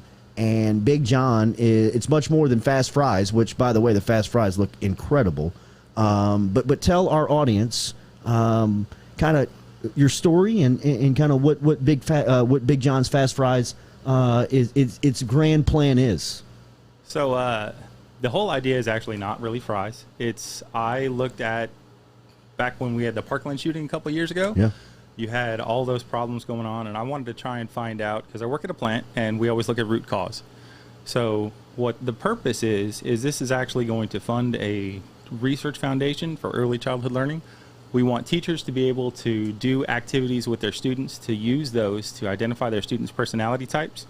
With that information, they should be able to know what their students are going to struggle with, so they can give them helpful tips ahead of time, versus just having students that are struggling, not telling you. Then if you have 2 students that are butting heads with each other, instead of separating them, moving across classroom to classroom, or having them end up going school to school because of behavioral problems, you can then help them understand how the other students are perceiving what they're saying, how they should be taking what other people are telling them, because whether or not they understand that in their brains, that's something that they should be able to. So with that information, you can help them to be stronger as people. You can help them to be more confident in what they're good at. You can help them to learn to be better at the things that they struggle with. Then when they get to high school, they should have less physical problems, less issues. And instead of just constantly doing fundraising, which I'm not that great at because I'm not that much of a people person, I decided to come up with an idea that would fund that for me. So I came up with, essentially, as was said to me, improving on the noodle, or taking a loaded baked potato and giving it an upgrade. So I just came up with taking fries, putting toppings on it, and making it fast. That is commendable, bro. That is good stuff. Where does that come from? Where does that passion come from? Honestly, I'm a firm believer in our Lord Jesus. Yeah. And, a few years ago, I wasn't really doing anything. I was just kind of sitting in a spiral. Honestly, I was 350 pounds, so I was real Big John then. Yeah. I mean, that'll get you to 350. Well, that's what I'm saying. The taste test. You had to get these fries right, dude, so you got to keep nomming. Right. So I made a lot of different goals in life, and that was one of them. Was, I wanted to try and make a difference, instead of looking so much at myself and what I wasn't doing right or what I couldn't do, I wanted to see what can I do. And part of that was, I found a problem, I saw something that needed to be fixed, and nobody else was doing anything, so I'm going to. Wow. That's so good, man. Unreal. That is so good. So Big John's Fast Fries, today is the grand opening of the dining room. You've been open through drive-through. Yeah. But today is the grand opening for the dining room. Tell our audience where you're located and the hours of operation, when they can get in there. So we're on South Sherwood Forest, right there between the Dairy Queen and the Piccadilly. It's the old Brewbachers for anybody who's been in town for a long time. Nice. Because of the pandemic, we weren't able to open up the dining room, but thankfully now, mask-free, we're able to open up, let people come inside, and we are open every day of the week, 11 to 7:30. Wow, 7 days a week, Monday through Sunday. Yes, sir. All right, tell our listeners what we're looking at here. So what you are looking at is actually all 5 of our sauces or gravies. We have a taco chili. It's just like chili cheese fries, but it's got a nice taco flavor to it, and it's got just enough kick to it, so it definitely got the chili in there. Yeah. We've got a roast beef, which is our best seller. it tastes just like a roast beef po' boy gravy, so I'm not really surprised that people really like it. Yeah, it's a hit in South Louisiana. Without a doubt. The pea-tater pork. So the two little fries that you see on the box or you see on my hat are actually named Pea-tater and Frenchie. Okay. I've got an 8-year-old and a 4-year-old. I came up with the design, and we were trying to name the fries, and I was like, yeah, how about Pea-tater and Frenchie? And my son's like, Pea-tater fries? Frenchie fries? Yeah, Daddy. And I'm like, yep, sold. Of course. If my son loves it, that's what it's going to be. But that one is just like a cheese sauce. It's mac and cheese, more than nacho cheese, with a little bit of sweet barbecue pulled pork. You wouldn't think it works. It's amazing on fries. Then we have a marinara, so it tastes just like pizza. It's got pepperoni, sausage, and fresh peppers in it. That's great. And we have a creamy chicken, which I hope you're not allergic to nuts, because it does have nuts in it. But it tastes just like an Alfredo. Unreal. So wait, you said you lost 300, what, you were 350 pounds? I was 350. How long ago did... 150 pounds over 2.5 years ago. Damn, And this, bro. when did Good you for start? you, Yeah, I man. mean, that is good stuff. But when did you start the fast fries? Fast fries, it was brainchilding at that point, but I wasn't really working on it actively. Really, I got it started last September. Do you have a Is food when I started background? working on it. I am a trained cook in the military, much to my mother's distress. When I was in high school, Peeled a lot of potatoes, I'd imagine. not as many as you would think. I went to my recruiter with eyes wide open and asked him what wouldn't be a cook, or so what would be infantry when I got deployed, because her only thing she asked was make me promise not to go infantry. When I was in Iraq, I was actually sticking out the top of a gun truck. I was a gunner, so Wow. I got what I wanted, but I got a great skill out of it. Thankfully, the Lord watched over me while I was there. I'm sure my mom was praying quite a bit for Yes, that. I'm sure. But I'm sure. gave me a lot of experience, so... Wait, when did you tell her that you were actually, Mom, I'm in infantry? Like, did you write the letter? Like, what do you do? Or how long did you wait? Oh, That's a big lie. It wasn't necessarily that. Anytime I was stateside, I was a cook. But as soon as I went to deploy, they don't need cooks for military. We use MREs. third country nationals for that. So they automatically take your MOS and train you for something else. Infantry is the easiest, so they just cross-trained us straight into infantry and put us in gun trucks. Wow. We're going to put the 6'7" guy up top? Yeah, you don't even need the stool. I mean, sheesh. I guess you would have been uncomfortable other's. Yes. Well, you go with your best shooter, honestly. Not to brag. Let's see the humble brag, bro. I got you. Yeah. Okay, so why fries? How do you get to fries? I mean, it's such it makes sense when I see it. I've just never thought of it. Honestly, it's a take on poutine. The first idea I came up with was cheese curds, which eventually we are going to have. We don't have them yet. My favorite thing in the world. Yes, indeed. If you can ever get fresh cheese curds, they are incredible. You can only really get them from creameries, and we don't have one around here that makes them, so you can't get them fresh. We're going to have them fresh eventually. But, I mean, marketing just cheese curds was going to be very hard. It was going to take a long amount of time. So I wanted to come up with something I could do with cheese curds, found poutine, just improved it. Came up with 5 different flavors. I've actually got 3 more bouncing around in my head that I'm hoping in the next half a year or so will get put on the menu. So we've still got more coming. Bro, you're an inspiration. And I'm not talking about your fries. Your fries are incredible. Your story is incredible. Unreal. But Katie's showing off the dessert fries, and they just came out with Kraft mac and cheese ice cream. Do you feel like there's an avenue for you to get some French fry ice cream out there? I'm not even going to try and think about that right now. Future project. So 11 to 7, dining room is open Monday through Sunday. The old Brewbacher's on Sherwood Forest. It's right there on the turn. Yes, sir. Of Sherwood Forest. So if you exit Sherwood Forest, go right, head towards Coursey. Just sit on the turn. If you're coming from, what would that be? That would be Airline Highway. If you were coming from Airline and you were taking a right on, or coming down Sherwood towards the interstate, it would be on your left. Yep. Right there on the turn. Big John's Fast Fries. You're going to leave these, obviously, here. Noah's going to inhale these. Oh, absolutely. Before you get out of the driveway. Katie's staring at him like she's going on a date with him tonight. And me and Lloyd are going to see if we can't elbow in and grab a couple. Thank you for stopping by this morning, man. I appreciate it. Thanks for having me. Are you on social media? I am on social media. Okay, Big We're John's on Fast Fries is on Instagram and Facebook. Yes, indeed. Perfect. We will tag you in our post today and make sure that our audience can find you on social media as well. We will be in there and hopefully we can do this again. Thank you for sharing your story. Good deal. Thank you so much. I appreciate it. Yes, man. Big John's Fast Fries for checking in this morning.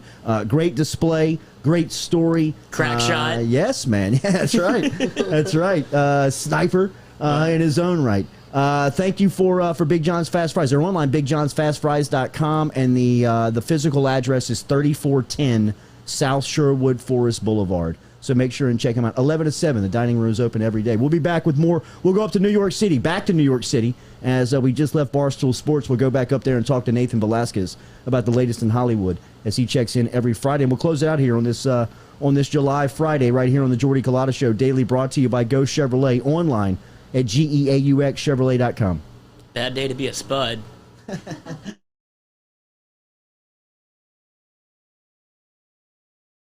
Are you self-employed? Then you need to learn about Angel Oak's Home Loans Bank Statement program that they're offering, which makes you eligible as a self-employed borrower to purchase or refinance a home without requiring a tax return. If you want to learn more, get in touch with me. Email me, Jordy at jordyculotta.com, to learn about the bank statement loan program offered by Angel Oak. Jordy at jordyculotta.com to learn more.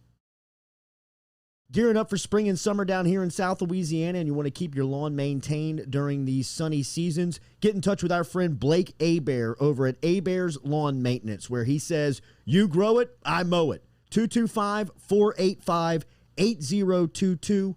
225-485-8022 is where you can find Abear's Lawn and Maintenance, the official lawn and maintenance company of the undisclosed location. Go Chevrolet is proud to announce Go Express Auto Sales, the new used car lot located in the capital city of Baton Rouge, Louisiana, at 11522 Florida Boulevard. Go Express Auto Sales is online at goexpressautosales.com, or you can search them on Facebook and social media at Go Express Auto Sales, the newest addition to the family of Go Chevrolet. Remember, Go Chevrolet is located down in Laplace, Louisiana, but now welcoming aboard Go Express, the new used car lot located in Baton Rouge, Louisiana at 11522 Florida Boulevard. Are you self-employed? Then you need to learn about Angel Oak's Home Loans Bank Statement program that they're offering, which makes you eligible as a self-employed borrower to purchase or refinance a home without requiring a tax return. If you want to learn more, get in touch with me. Email me, Jordy at jordyculotta.com, to learn about the bank statement loan program offered by Angel Oak. Jordy at jordyculotta.com to learn more.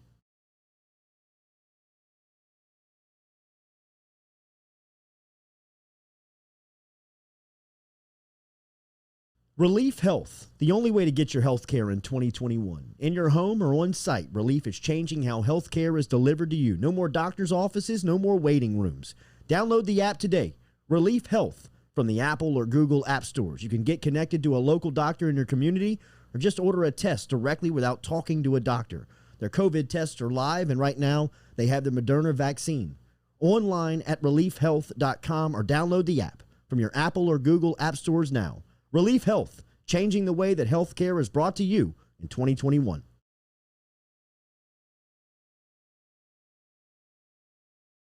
Relief Health, the only way to get your health care in 2021. In your home or on site, Relief is changing how health care is delivered to you. No more doctor's offices, no more waiting rooms.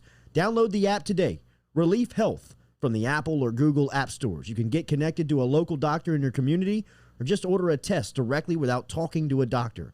Their COVID tests are live, and right now they have the Moderna vaccine. Online at reliefhealth.com, or download the app from your Apple or Google app stores now. Relief Health, changing the way that healthcare is brought to you in 2021.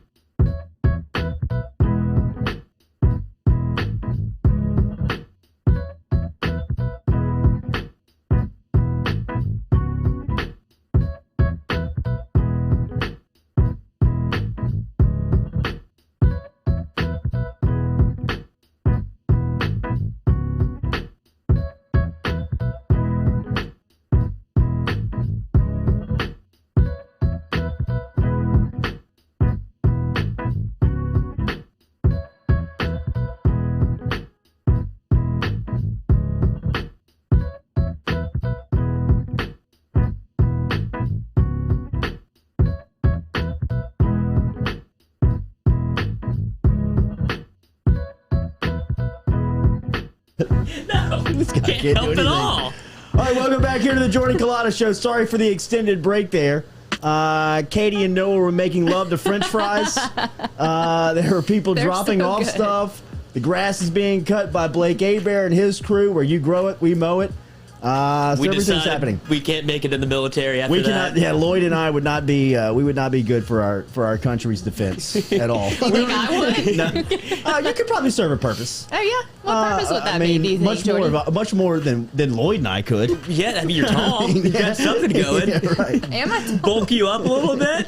I mean, we would have found each other at in training and been like, look, we got to partner up with somebody else. Like, we got to put this thing together, Jordy. Another one that America would look at and say, you know what, you go ahead and just hang back in the mainland too, would be Nathan Velasquez. Nathan would be hanging back with us, but with me and Lloyd, like, you three just hang back. We'll be all right. We can defend it. What drugs are we testing? We're all good. Nate Dogg, good morning. How are you?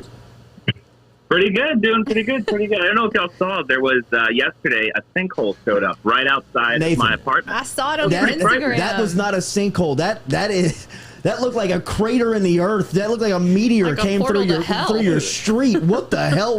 What did that sound like? Is there new Avengers coming out? I don't know what a sinkhole sounds like, and I guess I didn't realize how much I sleep like a rock because I just look out my window and it's like, oh, holy crap! Wait, what was that? What happened last night? How I far don't away know, is that but- from your window? It's about 25, 30 feet away. That is scary, bro. It was that weird, thing- and it's not. It was good. Hey, I'm surprised that it was smack dab in the middle of the road. Like if that thing was 40 feet to the left, like whoa. You're Hey, but you're you're sleeping going in the down. core of the earth tonight, bro. I saw that, Nate. That was amazing. The size of that thing. Is it patched Weird up stuff. yet? They're working on it. I went to look this morning. They just have like a bunch. I don't know how you're supposed to fix that thing, but like I just saw they've got like maybe 50 planks of wood just sticking up 20 feet in the air from where the hole is. They're working on it. They're They're build a working on it. bridge. Sinkholes. There you go. Scariest thing out. I mean, one of the scariest things out Next to there, in my quicksand, opinion, yeah. would be a sinkhole. Right? I Getting mean, just Oh, yeah. sucked up. you never Yeah. know. I mean, just the bottom fall out from under you. How quickly did they work? Is it like that? Is it immediate? I think it's pretty immediate. It's fast. yeah. No. I mean, if it Yeah. happened overnight, yeah. I mean, I Change your saw day. like houses had been swallowed up in Florida. There were a bunch of like representatives, politicians, people outside just kind of giving out pamphlets, doing like this is an example of how the city needs to invest more in road infrastructure, all that type of stuff. And I was just like, I don't think that's how sinkholes work. I don't think you just kind of fix the road. They kind of come out of nowhere. It's scary.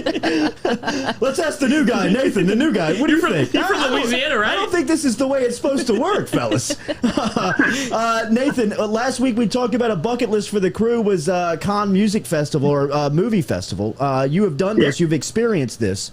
One of the big stories from Cannes is a New Orleans-made movie named, funny enough, Blue Bayou. Yeah. Can you give me an update on this? Well, whenever I saw that, like a week before Cannes happens, there's like a, list of, the most anticipated stuff is coming out. And I saw Blue Bayou and I was like, well, that's pretty hilarious. That title's never going to work with me because I just think of an aging, dilapidated water park. But now, and then it was apparently a New Orleans movie. So I was like, I wonder if the people that actually made the movie knew that was going to be, but the movie has done really, really well. It was picked up by Focus Features and slotted for a release on September 17th, which, just for a background, Focus Features is owned by Universal. Wow. And Focus Features is their arm of their kind of like awards, more artsy, independent movies. So by Universal buying this movie, set in New Orleans, with the New Orleans cast, and putting it in that branch of their department and putting it out in September, which is firmly in the awards, Oscars calendar. It's very possible that we're going to be seeing a lot of ads and a big push for this movie to be going towards, at the very least, the independent award shows for sure, but also I would say the Oscars as well, which would be good for the area. Wow. Nate, we fell down the entourage sinkhole, if you will, yesterday, and then you say you bring up cans, and it makes me think about that episode. And is If you go to Cannes and you say cons, are you immediately outed as somebody that shouldn't be there? I don't know. I hear a few different variations. Whenever I first showed up, it was very obvious. 'Cause I used to also, I forget what I used to say, but someone was very much like, I know that you're from America and you have to make it sound like it's French, but just say the word can. Right. It's like a tin can. So nobody knows. Yeah, that's right. No one knows. I think they No one do. knows what's It's just going on. Can, right? What's the Blue Bayou movie? That's not a Wes Anderson movie, is it? That one isn't a Wes Anderson movie, but the new Wes Anderson movie, The French Dispatch, which was supposed to be coming out last year, but then pandemic and everything. So yeah, it was released for the first time, or shown for the first time at Cannes, and it has, gotten a huge. Well, I don't know if people might have seen the cast got like the meme treatment all over Twitter, like starting yesterday. But it did really well. For everyone that's a Wes Anderson fan, it sounds like they're saying this one probably isn't the most like heartfelt or emotional, but this sounds like for people that like Wes Anderson movies, this one is going to be more of the same, but just a lot of fun. And I love Wes Anderson, I do so too. I'm excited for that. Does Emmy nominations come out this week? Emmy nominations did come out this week. Yeah, I mean, don't have to go through the whole thing. Like, I think the biggest ones are like the limited series. You've got Queen's Gambit and Mayor of Easttown. It sounds like those are probably going to be the two. I still haven't seen Mayor of Easttown, which on this show, y'all said it was like I couldn't get way through worth it. the watch. I stopped. It's not worth the watch to me. Really? No. Really? I got through like 3 or 4 episodes, and it's so slow. It is very slow. Couldn't do it. It is very slow. Jordy, what episode would you say it is whenever it kicks off? Kate Winslet to me is just fantastic. Nathan, I don't know because I watched the entire season. My girlfriend was in it, and I just caught it. And what brought me She was to in it? No, she was in that. She was just into it. Sorry. Oh, I thought well, then, yeah, of course you have Yeah, to well, I watch. mean, me and You Kate. better like it. Sorry for saying it wasn't Kate, good. Kate and I had a rough, Boring, we had a rough Dave, I spring. can't do it. We had a rough spring, but we're gonna try it I back think out she this got summer. that Yeah, right. But Kate, I just thought that Kate. It was because of what I told you when I was drawn to it. I just thought that Kate Winslet was. It was some of her best work because of the background acting that she was doing. Like her character in this sustained an injury from playing an old from an old basketball injury from when she was back in high school, and even the way she walks in the series with somewhat of a limp is brought back to that. And I just was watching that and thinking how good of an actress Kate Winslet is, and maybe how underappreciated she has been, and that's what kind of spurred my conversation with you, which got me going on Mayor of Easttown. I really like it more because of her role and who she is in it. The storyline and the overall series may not be the best, and it may work slow, but as far as an acting standpoint, to me, Kate Winslet in this role, and furthermore, in a lot of her roles, have gone undervalued and maybe under talked about as far as. I mean, she's an A-list Hollywood actress, right? Oh yeah, absolutely. And it's been, you kind of have to really keep your ear to the ground to find some of the stuff that she's working on, because she doesn't always go for the blockbuster play. She's great. Yeah, she's fantastic. Space Jam comes out today. My generation will always be very loyal to the Michael Jordan Space Jam. But what do you anticipate today with LeBron Space Jam coming out? I don't really remember, because it came out in '96. The first one did, so that was like the year I was born. So whenever I know. Okay. So whenever I like realized Space Jam, like it was Looney Tunes, and like Michael Jordan was always kind of like a brand in and of itself, so that was also cool to see. But I was never looking at it from like a critical eye. I've never watched Space Jam with a real critical eye, so I don't know how to really compare the expectations of these two. But this movie is getting totally slammed. Like, I was looking it up about an hour before we had, this talk, and on Rotten Tomatoes, it was at 42. I looked it up about 10 minutes ago, and now it's at 38. So I don't know, but also, like, this might also just be kind of like an investment play for LeBron. Like, whether or not it does well on Rotten Tomatoes, it's going to make money, and it's going to go big. So it might just be maybe the critical response might not be the thing that you're looking at when you get a Space Jam movie. That's the thing. I'm not sure. But one thing I was interested in hearing from y'all, because, again, I don't have an angle on the sports side of it. From like two perspectives, from a game playing perspective and then like a public persona perspective. How do you compare Michael Jordan and LeBron? Well, I mean, Michael Jordan just kept it to basketball and his athleticism, and that's how people recognized him and were drawn to him. I think LeBron has become very polarizing since he has become outspoken on social and political issues. And to me, that's the difference. I mean, Michael Jordan's famous quote from the late 90s when he was asked about a political race was, "Republicans buy shoes too." When LeBron James is asked on political or social issues, he's outspoken for the most part on most things. And that has polarized him in his superstar status. I mean, as early as probably 5 years ago, LeBron was just really recognized and thought of and celebrated as one of the world's top athletes. Now he's much more than that to people. So I think when you just look at MJ and LeBron as far as being, at the apex of their professionalism, their difference in their personal feelings from the fans is because of LeBron's being outspoken. I mean, Michael Jordan would run from the issues that LeBron has stepped up and voiced on. And that alone to me has really kind of shaken the crowd, shaken the audience, shaken the fan base of both athletes. I think it's because of the climate in which they grew up in. Like, LeBron didn't have a choice to run because of how social media has taken off, and he's a polarizing figure. So people ask for his thoughts on these issues. If Michael Jordan grew up with Twitter and Instagram and all this, there would have been a place for him to turn. He couldn't have said nothing. Mm-hmm. He would have had to answer. So I think that's the biggest, dividing line between the two. You get the personality, and you get more of LeBron, and you get people being able to comment him all the time, 24/7, 24 hours a day. He can either be slandered or be put on a pedestal. That's true. So that's the way that I think the line of delineation is drawn in my mind. That makes sense. Well, I feel like it'll probably reflect more in the box office, since the original one to draw was MJ, and this one it's LeBron. I guess we'll just see kind of really at the end of the weekend how many people down and watched it. And I was not sure just kind of where that might place, or if that public persona might place somewhere in how things play down with this movie, because it's big. It's big for his name and big for his brand. Nathan, 5-Minute Critic this week. They're all over YouTube. They're all over social media. Remember, follow the 5-Minute Critic, Nathan Velasquez. What are we reviewing this week?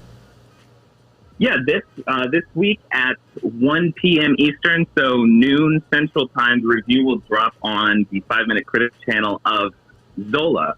It is the new A24 movie. It is a road movie about two strippers who have a huge falling out. I will say, check out the review, but it's going to kind of be a waste of your time. But go ahead and just check out the review. All right. That's a hell of a sales pitch. Really? That's a hell of a sales pitch. Wait, I should say Zola would be a waste of your time, not so the check review. out the review. Yes. Not the review. Okay. There you go. Okay. I've got my PR person over here saying you have no idea what you're talking about right. Joe Oliva just erased that PR statement for you and said, no. Say this. Nathan, have a great weekend, buddy. Y'all too. Thank you. All right, man. See ya. There is Nathan Velasquez checking in, the 5-Minute Critic. Love Nate, bro. I know. It's so hard. Yeah, I mean, I don't know how you couldn't. We didn't really, we would see each other in the halls whenever we worked back in the day. And it was just always like, hey, how you doing, man? Yeah. It was just didn't know him at all. Great vibes. Great vibes. Aww. Yeah. Great vibes. Thank you to everybody for stopping by this week. Been a fantastic week here on the Jordy Culotta Show. We will be live in Hoover on Monday. So check in with the crew. We. I mean me.